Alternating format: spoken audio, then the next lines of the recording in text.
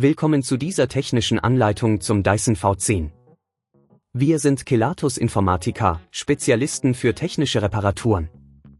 Wir holen dein Gerät direkt bei dir zu Hause ab, führen eine kostenlose Diagnose durch und schicken dir einen Kostenvoranschlag, bevor wir reparieren. Keine Anrufe, keine Fahrten.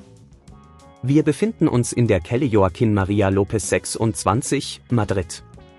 Bequem, transparent und professionell.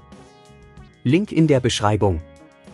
Viele Nutzer berichten, dass ihr Dyson V10 komische Geräusche macht und nicht mehr richtig saugt.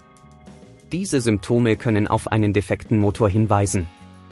Wenn das Problem nicht rechtzeitig behoben wird, kann dies zu weiteren Schäden am Gerät führen und die Lebensdauer deines Dyson V10 erheblich verkürzen.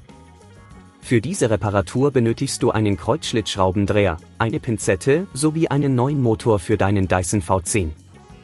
Zuerst musst du sicherstellen, dass der Staubsauger vom Stromnetz getrennt ist.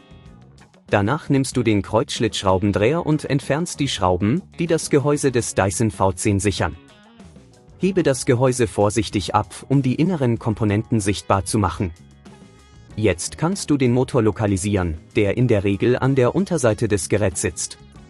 Achte darauf, die Kabel, die mit dem Motor verbunden sind, nicht zu beschädigen. Um den alten Motor zu entfernen, löse die Schrauben, die ihn halten, und ziehe ihn vorsichtig heraus. Wenn dir das an dieser Stelle zu kompliziert wird, denk daran, dass wir bei Kelatos dein Gerät zu Hause abholen und es dir repariert zurückschicken. Setze den neuen Motor an die richtige Stelle und befestige ihn mit den Schrauben. Achte darauf, die Schrauben nicht zu fest anzuziehen, um die Komponenten nicht zu beschädigen. Schließe die Kabel wieder an und achte darauf, dass sie richtig sitzen. Wenn alles sicher ist, setze das Gehäuse wieder auf und schraube es fest. Überprüfe nun, ob der Staubsauger funktioniert, indem du ihn einschaltest und auf die Geräusche achtest. Wenn alles in Ordnung ist, kannst du den Dyson wieder verwenden. Um zu verhindern, dass dieses Problem erneut auftritt, ist es wichtig, deinen Dyson V10 regelmäßig zu reinigen und die Filter auszutauschen. Achte darauf, den Staubsauger nicht zu überlasten und nur die empfohlenen Oberflächen zu saugen.